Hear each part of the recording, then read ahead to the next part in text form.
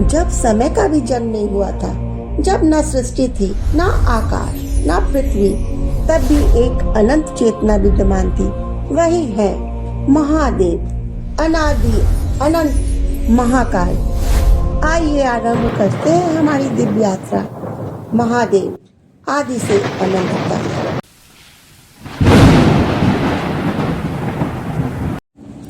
तो आइए जानते हैं अनंत ज्योतिर्लिंग का रहस्य।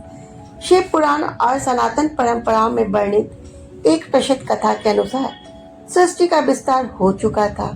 ब्रह्मांड अपनी गति से चल रहा था। देवता, ऋषि और लोगों की व्यवस्था स्थापित हो रही थी। एक दिन ब्रह्मा और भगवान विष्णु के बीच एक प्रश्न उठा कि सृष्टि में सबसे श्रेष्ठ कौन है।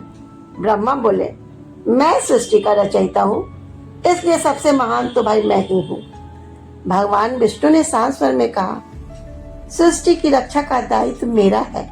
यदि पालन न हो तो सृष्टि टिक नहीं सकती। धीरे धीरे यह चर्चा विवाद में बदल गई। देवताओं में भी चिंता फैल गई कि यदि यह विवाद बढ़ गया तो सृष्टि का संतुलन बिगड़ सकता है। तभी अचानक पूरे ब्रह्मांड में एक अद्भुत प्रकाश फैल गया। एक विराट अग्नि स्तंभ प्रकट हुआ जो इतना विशाल था कि उसका न आरंभ दिखाई देता था और न ही अंत। उसकी दिव्य ज्योति से दिशाएं प्रकाशित हो उठी। देवता आश्चर्य से भर गए। ब्रह्मा और विष्णु भी इस अनंत प्रकाश को देखकर मौन रह गए।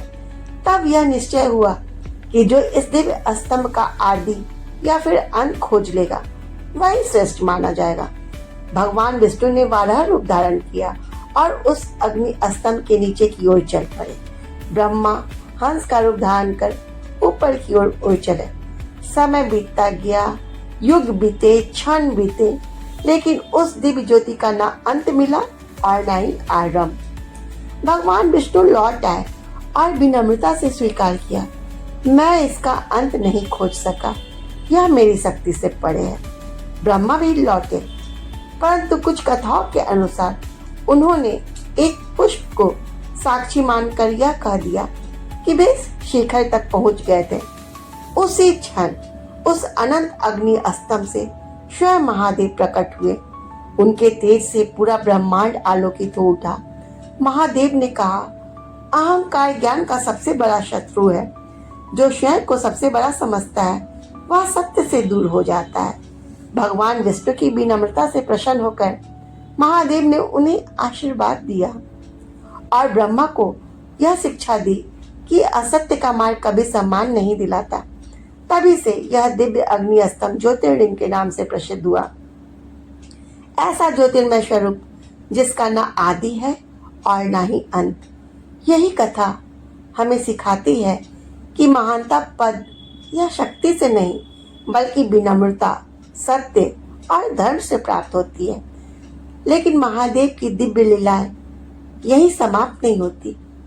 अगले एपिसोड में हम जानेंगे माता सती का जन्म कैसे हुआ, उनका महादेव से दिव्य मिलन किस प्रकार प्रारंभ हुआ।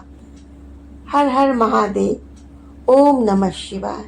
यदि आपको महादेव की यह दिव्य कथा पसंद आई हो तो वीडियो को लाइक करें, चैनल को सब्सक्राइब करें और इस श्रृंखला को अपने परिवार और मित्रों के साथ अवश्य साझा करें। अगले एपिसोड में हम महादेव की एक और अद्भुत कथा लेकर आएंगे।